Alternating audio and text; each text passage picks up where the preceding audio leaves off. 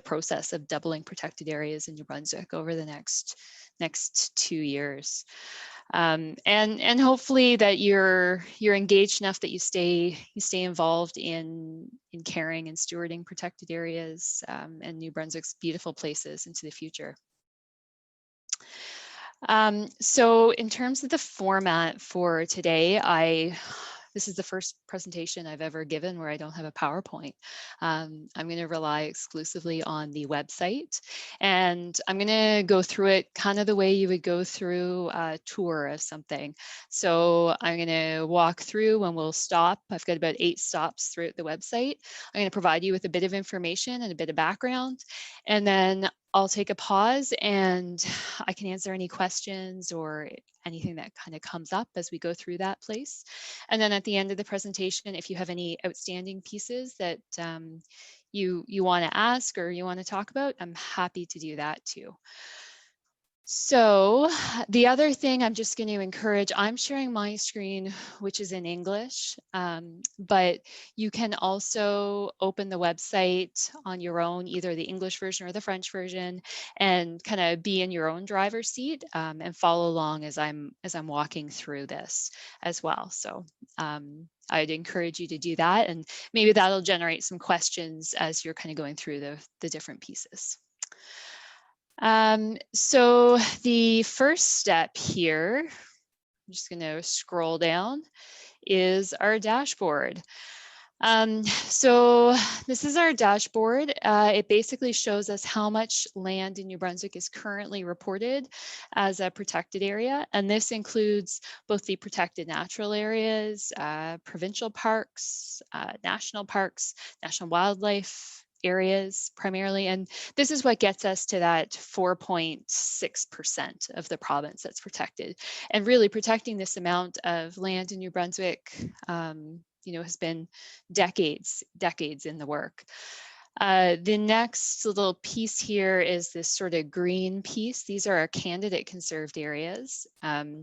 These are the ones that we've published when we launched the website. So as you can see, it's a pretty small portion of how far we need to go. So this whole white area up here is how far we have to get to 10%. And our candidate areas are not yet protected areas. They are areas that we have under consideration and that we're looking for feedback and input on. It also kind of shows you that we're looking for nominations and we're looking for additional areas, and we haven't found all the areas to be protected yet. So there's still space for people like yourselves to feed into the process. And then the other piece, the key piece here, is that we will be publishing more of these candidate conserved areas again in the winter, and then again in the spring and the summer for more comment. And as we go through the kind of get involved pieces of the website, I think hopefully that'll make a little bit more sense. But one of the main reasons why it'd be really great for you to sign up for our mailing list is that it tells us that you're really keen and you want to know when we publish the next round of sites. So I'm just going to take a pause there, and that just kind of gives you a bit of a sense of where we're at and where we're trying to get to, and just how much work we have to do in the next year or two. So is there any questions before I move on?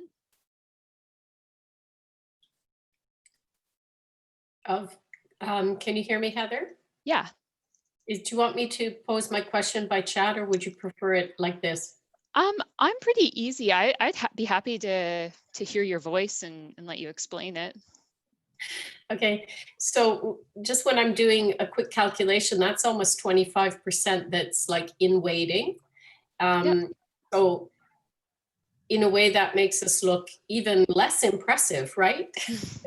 We're still, yeah, what I'm wondering is, how long would you predict it will take before we've kind of captured that in our accomplishments and then, set new caps? Yeah, so we're looking right now, we've got this amount published. This is our first round. Just it's not as big as our winter round will be, but we want to get people used to seeing the website and looking at the maps. And there you'll see when we get to the maps, there's a lot of sites for people to look at. We're aiming to have the candidates all the way up to this 10% line by this spring or early summer, kind of having them published. So we've got a bunch that we're working through, but we've still got space to bring other sites in, and we are still kind of working through a lot of the kind of nitty gritty work that it comes to building candidates. So we're aiming to have all the candidates identified for this summer and to be starting legal protection. And again, legally, everything will kind of happen in batches.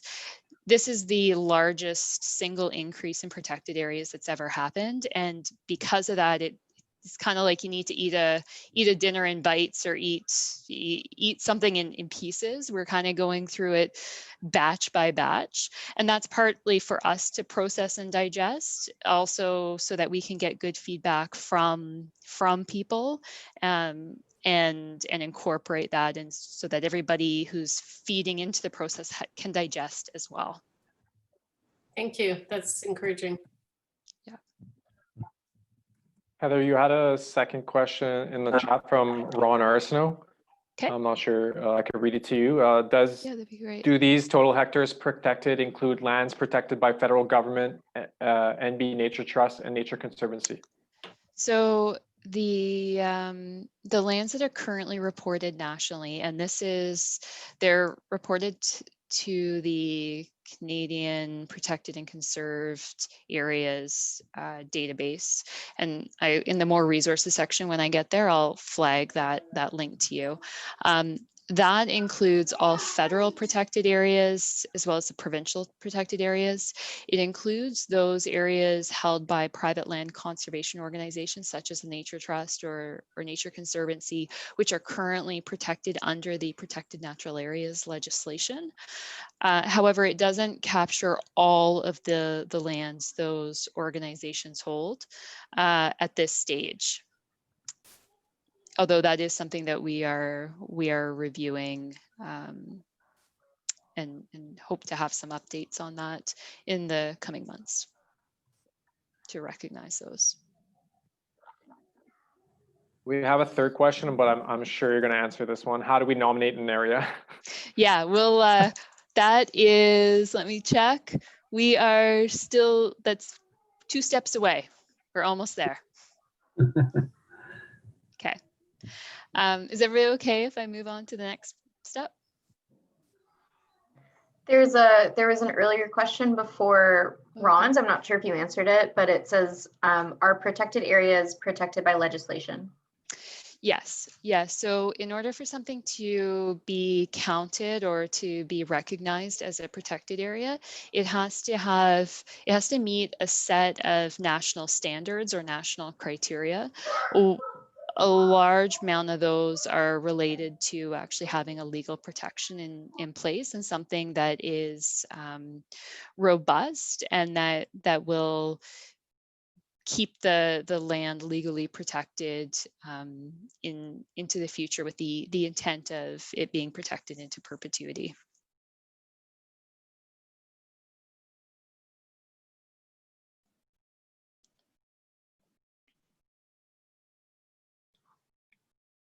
Okay, I'm going to slide on to the next spot. So I'm not going very far. If you go right under our dashboard, the next one is the Learn More page. This also, if you're up at the top about the initiative, that'll take you there too. But we'll just go through this button. So what I'm just going to focus on here is when the project got started, what we really had to do was kind of at least start out with some guidelines on what is it we want to protect. And what do we want to achieve from this? We're doubling protected areas. What's the goal? So we looked at starting out with kind of 3 high-level goals that had kind of some subset objectives nested under each of those. And I'll just walk through and explain some of these. And this is a bit of a foundation for how we would go about looking for sites. What is the data we might consult? Who are the people we might consult? And as you'll see here, there's a lot of information that a lot of the goals that we want to meet. The only way to do that is we do need to reach out to different people to help inform the process. So the first goal we have is that a protected areas network is really set up so that you are helping to conserve the diversity of species across your landscape. So what we really want to do within New Brunswick, and this is part of the biodiversity strategy, the goals of that biodiversity strategy that the department has, is to ensure that species remain in their natural distributions across our province.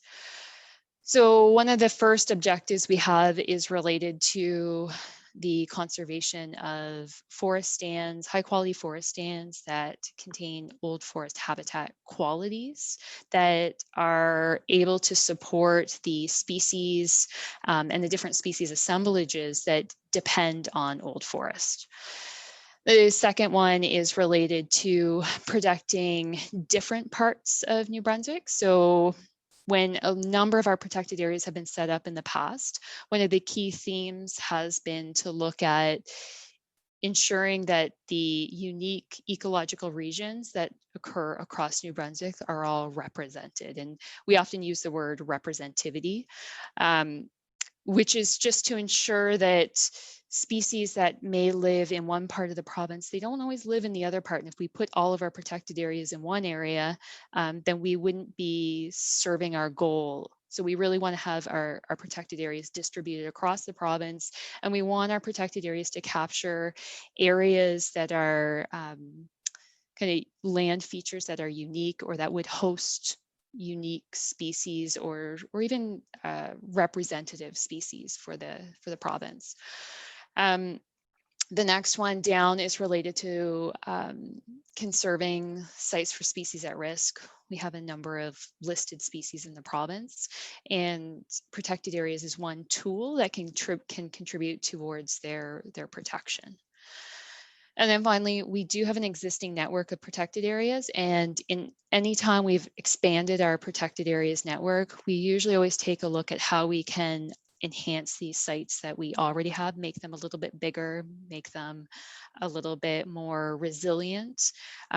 Protected areas, the kind of common wisdom is to make them a little bit bigger and better, or make them encompass an entire landform. So we have an eye on a number of our protected areas on how we can enhance them and make them better.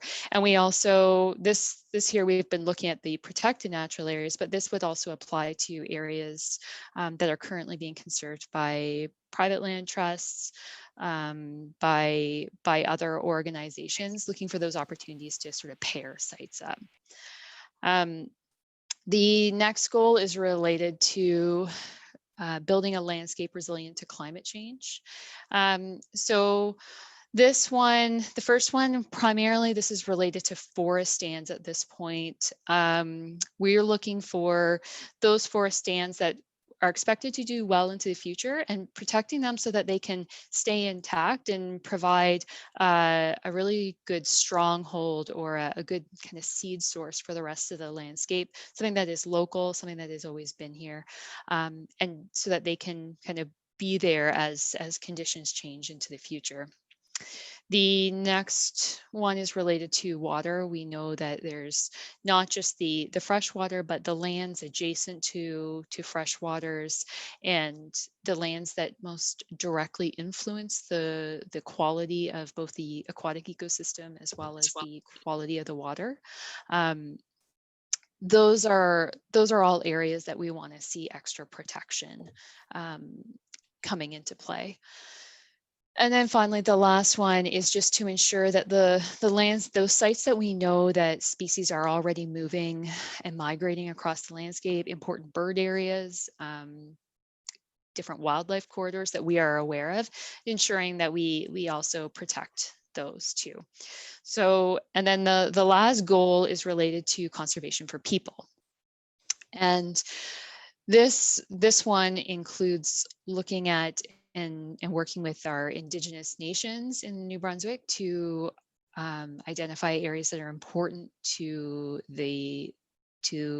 those communities, as well as for ensuring and enhancing the practice of Aboriginal and treaty rights. We're looking also at sites that are known to be important or valued by all New Brunswickers for opportunities for wilderness experience.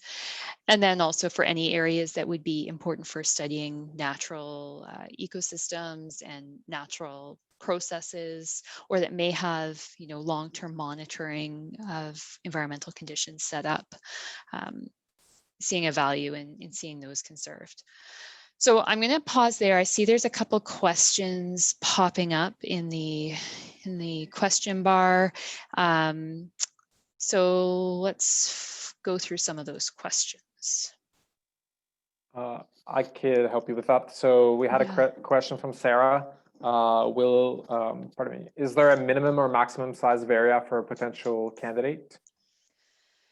No, it's a bit, ideally we would like something between 100 and 500 hectares in size. However, there's lots of situations where you know, it's a small area, maybe it's an island, or it's a really unique forest stand that we would protect anyhow because of the current species in it, and it may be much smaller than planned or than ideal. Also, we would look at like how a site is situated within other sites in the surrounding landscape. Often we'll have a couple different sites that can work together, so they may not be completely intact right now, but they at least are all somewhat connected. Okay. I had a question from Ian regards to old forest. Does this all mean that you are interested in areas with potential to become old growth, right species, quality, soil, insect risk, and not just currently existing old growth?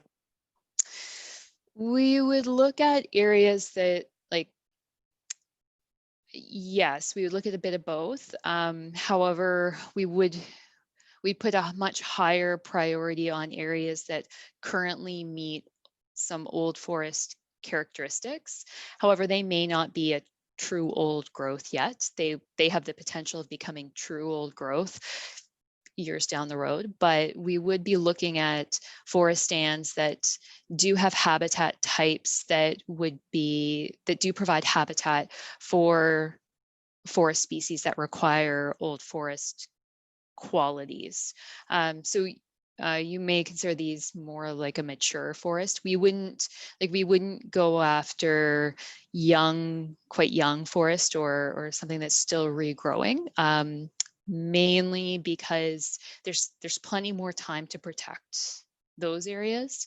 But the area that is really meeting those habitat requirements and that are needed across the landscape, we want to make sure they get protected, because they would be the priority.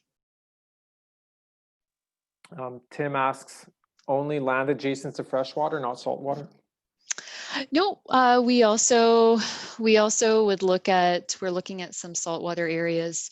It's tricky because we don't actually have as much crown land adjacent to in as many of the coastal eco sites in New Brunswick, but we still do have some, and we put some priority focus on trying to get any of the crown land that kind of occurs specifically in like coastal or saltwater marshes. Or within important bird areas, and a lot of those are right on the coast as well. Those are the questions in the chat for now. Okay. Awesome. Thank you very much for fielding the questions. Okay, so I'm going to move out of this page, but I'll just kind of note here, we do have just an FAQ sheet. And that was developed based on a lot of the questions we got over the last year. We fully expect that the more questions that come in, the more we learn about what people are wondering about, the more we'll develop either the content of the website to better reflect that, or we may be developing some additional, you know, frequently asked questions or answer sheets. So that's just a little note for people. But I'm just going to go back. So the next big piece here is going to be our Get Involved page. And this, you kind of go down to this part, or it is sitting up here as well. So you can go whichever way you want to get into the Get Involved page. So this is the piece that kind of works you a bit through the process. So we have a nomination process for interested people to nominate areas that they think should be protected. And I'm going to walk through that. We want to try to get everything in by the end of January. And that is primarily because, as you kind of see, we've got a lot of stuff to get through, and we want to get the nominations in so we can get them processed and work through them. The next step, once the site is nominated, is that it would become a candidate conserved area. And we do have a few of those posted on our interactive map. So I'm going to be walking through that as well. And then after it's been through a candidate conserved area stage where we've gathered feedback, we've gathered all the information that we can on a site, that's when we're in a position to actually bring the site to government for decision and get it actually legally protected. So those are kind of the big steps. Again, we aim to have all of our candidate conserved areas identified and published by the middle of 2021. So just a bit over 6 months from now. And then we also do plan to be in a position to start announcing sites next year. And this project, we are funded through the Canada Nature Fund from Environment Canada. And we do have a deadline where we have to get all the work done by 2023. So we are on a timeline to kind of roll all these pieces out. So just if there's any kind of concerns about that, we're moving right along on this. So coming down here, this is just our nomination piece. And one of the things that kind of came up is once we announced that we were going to be doubling protected areas in the province, we had nominations rolling in. We had lots of really impressive pieces of work coming in. And it was pretty clear that, you know, we should really make sure there's space for anybody, any New Brunswicker who's knows a place that should be protected to feed into the process. So to get into this, you just kind of click the Nominate Now button, and I'm going to hop over here. So this will, when you click the Nominate button, it just takes you here. Now, one of the things that we did discover yesterday or today was just we had all of the documents. We have them all listed here.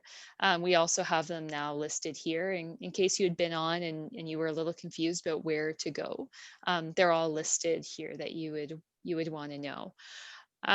So we have put together a set of guidelines. This is just to help people understand what it is we're looking for and what you can expect. Like we do aim, we want to have all of our nominations in by the end of January, and we will be reviewing them and getting responses back to people by the end of March to get some turnaround on that. We've just got a bit of a description for people on what a protected area is.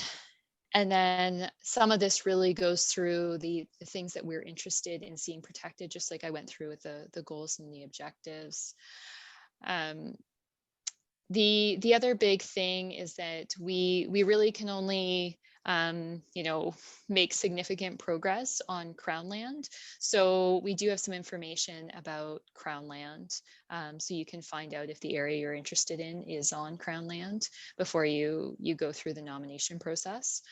And then secondly, we're looking for areas that are intact. We're not in the business of protecting parking lots. For the most part, we generally don't have any issues with this, but it's just to be clear, a protected area is a natural space, and we're looking to protect natural spaces. So that's just our guidance material. We also have a glossary of important terms. And so this just gives you a little bit more information. If you're confused about anything, you can dig into that. And then finally, we have the nomination form. Oh, sorry. So this is pretty straightforward. So we put the form on so you could actually see all the questions that would be coming at you, and you could prepare any of your answers ahead of time. However, the best place to fill it out is you just click on the link, and it's a survey, and all the information is in here, and you can just fill it out, and then and there's an opportunity for you to upload files to there. And this is just to streamline things largely on our end so that it goes directly into a database, so we can manage the information a little more efficiently. But basically what we're looking for from you is who you are, and if we need to contact you because we have questions, like just so we can do that, what it is and where it is you want to see protected, and then what you can tell us about why the site should be protected. What does it contain? And then we've also just kind of flagged some things that we're considering some of our priorities. So we've kind of flagged those and given you the opportunity to tell us a little bit more about those ones. And then anything else you would like to say. So it's fairly straightforward. We don't need a lot. We just need to make sure we know exactly where it is you're talking about and why you think it should be protected. So that is the pieces on the nomination process. I'm going to pause there because I think we might have some questions flashing. Yeah, we do. We have, I think we have a few similar ones, so I'll post those together from Carolyn and MD. So Carolyn's question was, will assurances be given that any lands designated to or for conservation are not clear cut before they are officially protected? Yeah, and, so similarly, MD was asking, would consideration be given to protect areas that were left behind or that are surrounding and would include clear-cut areas? And also, if an area is nominated for protection but slated for clear-cut or harvesting, would the work be put on hold until a decision is made on whether or not the area will be protected? So there's similar questions. Right. So once we have something identified as a candidate conserved area, we've got measures put in place to ensure that the condition of that site is maintained while a decision is being reached. So yes, like our CCAs, we've got a number of measures and safeguards put in place on those sites.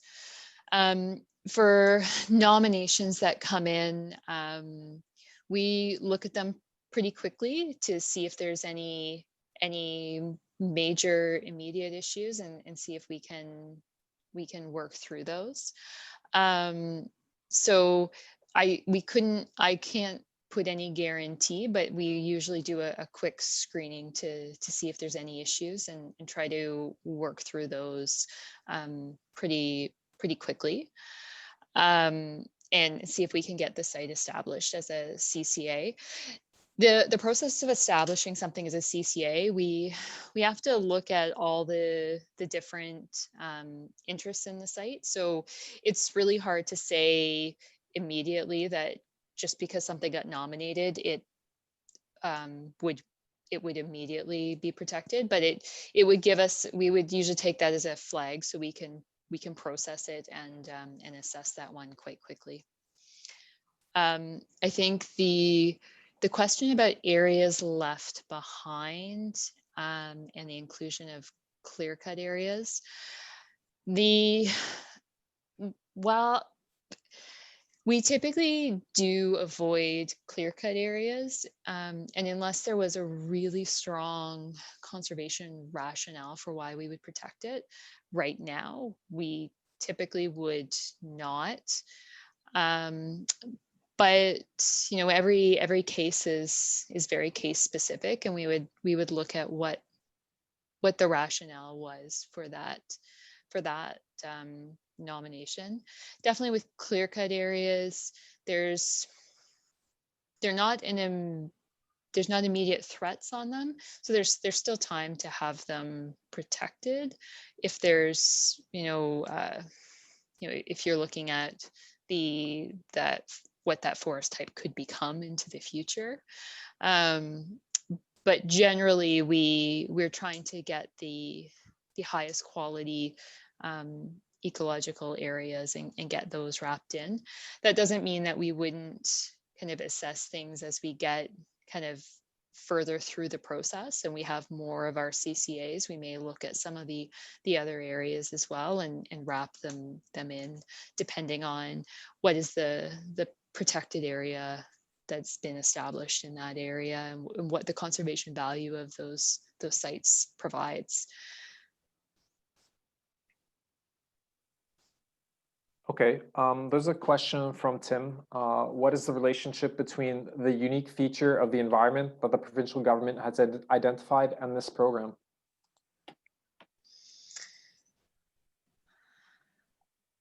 I'm not entirely sure I exactly understand the question.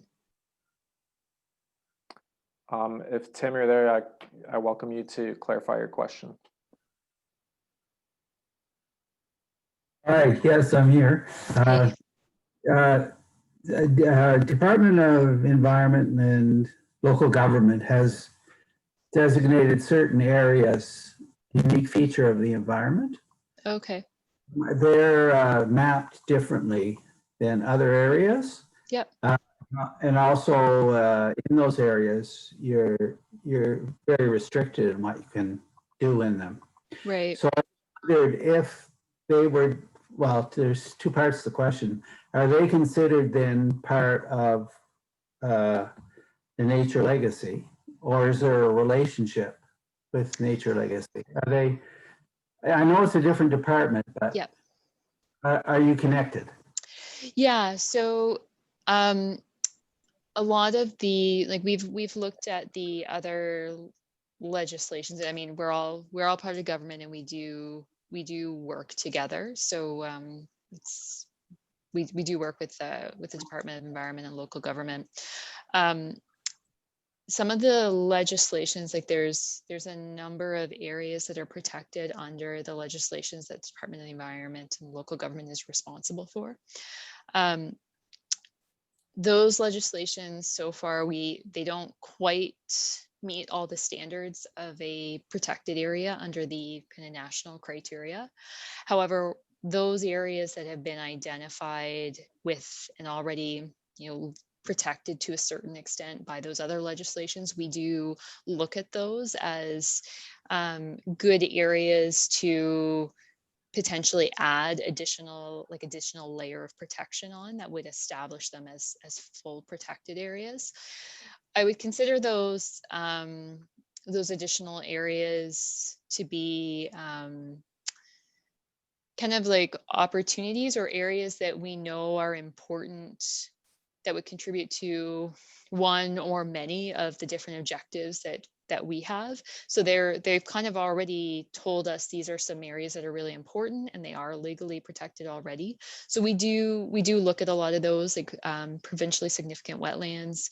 We're looking at wrapping those areas in, areas that are within designated watersheds under watershed designated water protection order, we look at those areas and look for opportunity to bring them in as well.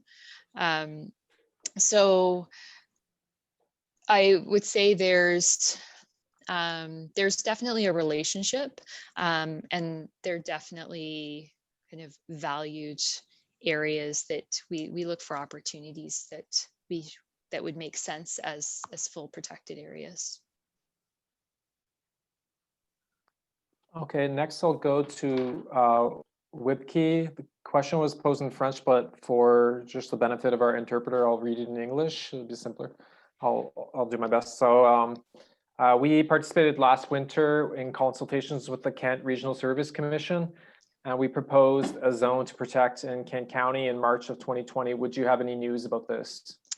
I can't speak about specific sites right now, just because there's a lot of things going on. Like we probably wouldn't have time to cover every single site that's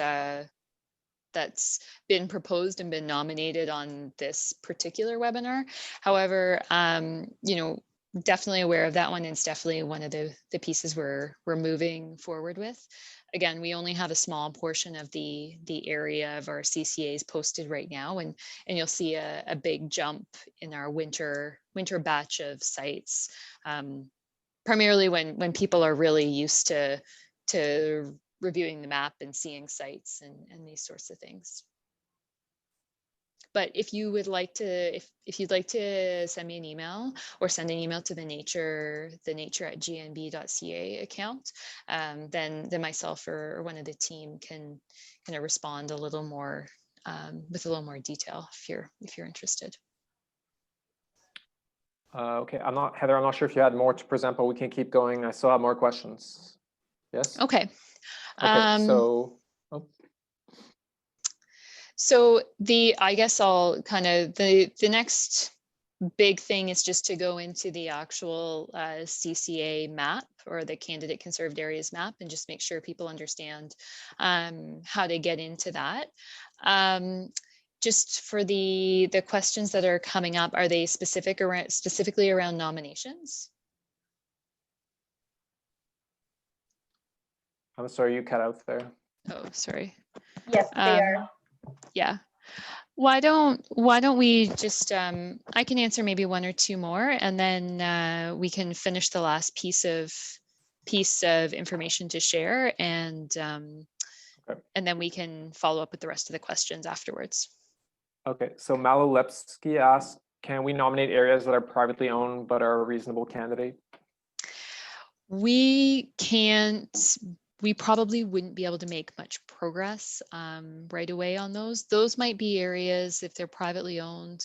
We work with a number of land conservation organizations that really specialize in private land. So the Nature Conservancy, the Nature Trust in New Brunswick, Ducks Unlimited, Meduxnicag River Association. I think they would be the people best to flag those areas too, particularly if they have owners that might be willing to donate or sell their land. But we wouldn't be able to make very significant progress. So I don't think we could really do too much on those. We really are trying to focus the nominations to Crown land because that's where we can make the most progress. Okay, two more questions at this point. So of the remaining, this is from Shane, of the remaining 388,000 hectares, how much is targeted to be had from Crown lands? So we're aiming at a minimum, it'd be about 380, we're expect 1,000. So the majority, about 95% of all the land that will take us to 10% is going to come from Crown land. Okay, and the only other question I have in the chat at this point is actually a follow-up question from Carolyn. Based on your answer, it sounds like it may occur that some clear-cut areas will be designated as protected. Is that true? They would only be designated if there was a really strong case for it. Generally, they're we avoid them pretty heavily. I can't say there would never be a hectare that wouldn't, because it may be just it might make more sense to include it than not in the integrity of the site. But like our goal would be, 0. But there may be the odd case where something comes in because it makes the most sense. But the best thing to do is when we actually look at the candidate conserved areas, you can see with the aerial photography, a lot of times we really are following the condition of the forest stands. Yeah, so not there, it is definitely not a priority. That's it for questions at this point, so I'll let you carry on. Okay, thank you. Okay, so next place you go down to is our interactive map here, and I just have that loaded already. So this is this is the map that shows our candidate conserved areas. You can go over to the legend here. So it's the ones that are in green are the candidate conserved areas. Our current protected natural areas are the ones that are in orange. The ones that are in pink are any of the parks and the wildlife areas. We've also just sort of grayed out the area that's privately owned, and so that everything that is kind of clear and open is the Crown land. So what you can do is you can basically go through all of our different CCAs. You can have the opportunity to look at each of them. And if, let's say, there's an area that you know about or that you've been to, you just click on it. It says share a knowledge survey here. And this brings you to another set of surveys. And we're just asking a few simple questions. So this just gets it in here. So we want to know if people have visited the site and how they know about it. So something simple like that. And then tell us what makes it suitable. If you know that it's got a really great forest stand or a really great I don't know, orchid species maybe. We're looking at you to share that information, and that feeds into our databases and our case for why this is an important area to be conserved. A lot of times, we may not be able to have boots on the ground all the time at every single site, and engaged people who have been at the sites before can tell us that information. I'm just going to fill it out blankly and set it up so that the people that look at it will know that this is a fake survey. Also, we really need to know how people are accessing the site. If there's, and that just tells us there's probably some roads in the area. We'll need to consider that. If there's a lot of biking or horseback riding, we want to know that so that we're kind of aware of that when we go to protect the site. How frequently you're visiting the site. What's the time of the year you like to go? Maybe all the time. What do you do when you're there? And that just kind of, again, tells us what's. And then the other thing that we're also really interested in is some nominations for the names of potential sites. If it's an area you care about, putting that in, telling us about that. And then just anything else you happen to know about the area that would be really relevant. I'm just gonna, and then you just submit it. So it's pretty straightforward there.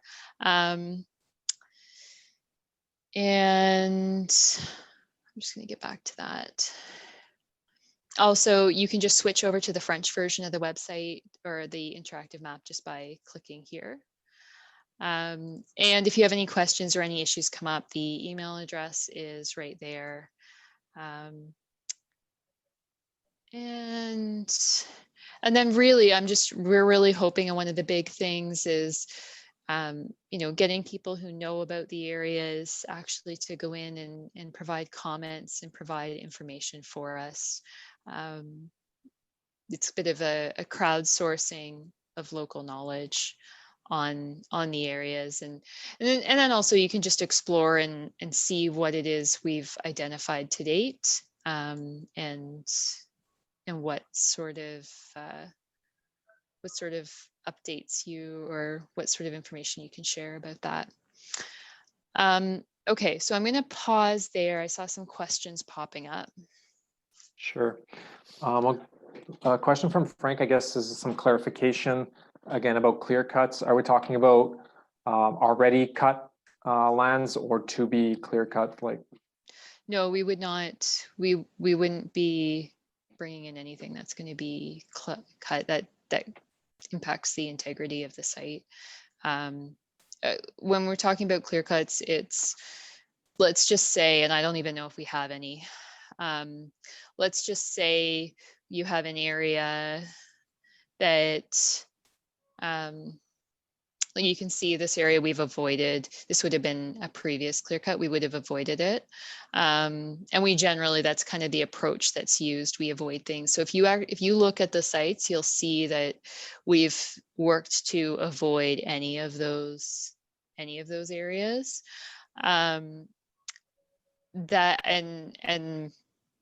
So generally we're avoiding them, and anything that's a CCA, we would not be permitting that activity to occur within it once we've identified it as a CCA.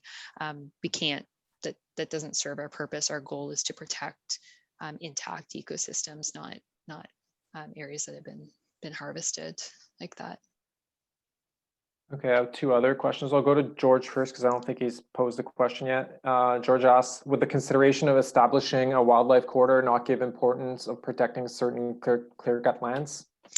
And those might be some things that we would consider. Again, they would have to be on a case-by-case basis, and it would have to be that we know and we have the evidence that this would be the conservation value and the rationale for why we would be conserving an area. So, and again, we would aim mainly to avoid, but there may be those very specific cases where, you know, it could be a wildlife corridor, it could be something that's known, or it could be something that makes sense that we should be bringing it in for the integrity of the site. So those situations can come up for sure. As a rule of thumb, we are always avoiding those and those areas, but I can't say that by the time we get to the very end and we have all these CCAs identified, that there won't be 1 hectare that wasn't under that kind of a treatment sometime in the past, 20 or 30 years. Okay, I think we're going around. I'm sure Clara will cut us off, but I'm going to read the last 2 questions. I guess 3 now at once, and maybe you can answer them as best you can. Well, I'll just ask a quick clarification. What is the CCA? Maybe you can just. Oh, sorry. That's just a candidate conserved area. Okay. I think just the acronym was thrown. Yeah, sorry, that was my fault. No worries. So Carolyn asks, are you receiving any opposition from forestry companies on this increased conservation effort? Next, I'm going to read all 3, and then if you can try to remember them. Tony asks, almost all forests in New Brunswick have been cut over at some point. How can you reach your target only with intact ecosystems? And last, I'll have to stop here. Last is from Aaron. Is there an opportunity to create a large protected area of similar size to Sped Lake, PNA, Canaan Bog, PNA, protected natural area? Yeah, good question. So, so far we've had a good working relationship with the forestry companies that operate in the province. We've had, you know, I don't think there's any issues there. I think there was a media release over a year ago from at least one of the forestry companies that was supportive of the efforts. And then the other one was about, New Brunswick has a history of forestry. We also still have some really great forest stands out there. There's some beautiful ones with trees that I can't wrap my arms around. That there's lots of great forest out on the landscape, and that's what we're targeting. So it probably was cut in the past. Most of New Brunswick has been, and you wouldn't consider it old growth, but it does have old characteristics of mature forest, and that does provide habitat, like older mature forest habitat to species that require it. And then the last one, an opportunity to make such a large area as Spednick. That's tricky, actually. It's tricky to find those large areas. A lot of the area that we can identify are actually quite a bit smaller. And just for context, like the largest protected area in the province is Jacket River Gorge PNA, which is in the northern part of the province, and that is 26,000 hectares in size. It's pretty unlikely we'll be able to find something quite that big again. However, some of the work we're doing around these river corridors with the Restigouche, this one is up to about 15,000 hectares in size, and it connects a number of existing protected areas. So definitely not quite the same as something like a Jacket River Gorge, but we are getting at least focusing on trying to get some good corridors, largely along a lot of the rivers. We can get some good progress there. Okay, I'm gonna stop you there, Heather, just because we're at 7:30. I think we got to almost all the questions. If your question didn't get answered, I'm going to be compiling the questions and sending them to Heather, so we'll get to them after. Thank you, Heather, for the fantastic presentation, and thank you to everyone for engaging and asking questions. Like I said, if Heather wasn't able to get to your questions, I will get back to you personally.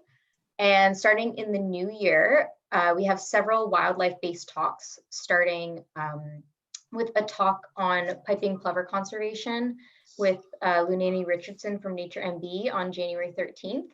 And then after that, we have a talk on the state of bats in New Brunswick given by Don McAlpine from the New Brunswick Museum on February 10th. And then lastly, we have a talk on common eiders in the Bay of Fundy given by Scott Gilliland from the Canadian Wildlife Service on March 3rd. These are all part of the New Brunswick Wildlife Webinar Series, and so we hope that you'll be coming to these other ones in the new year. We also have some capacity to support groups in organizing their own wildlife-focused webinars. So if this interests you, feel free to get in touch with me. I'll put my email in the chat in just a second. And we hope that you enjoyed today's webinar and that you come to our future ones. If you're not already signed up for those, you can sign up in the same way that you signed up for this webinar. So thank you very much to Heather. Thank you very much to everyone for participating, and hope to see you soon.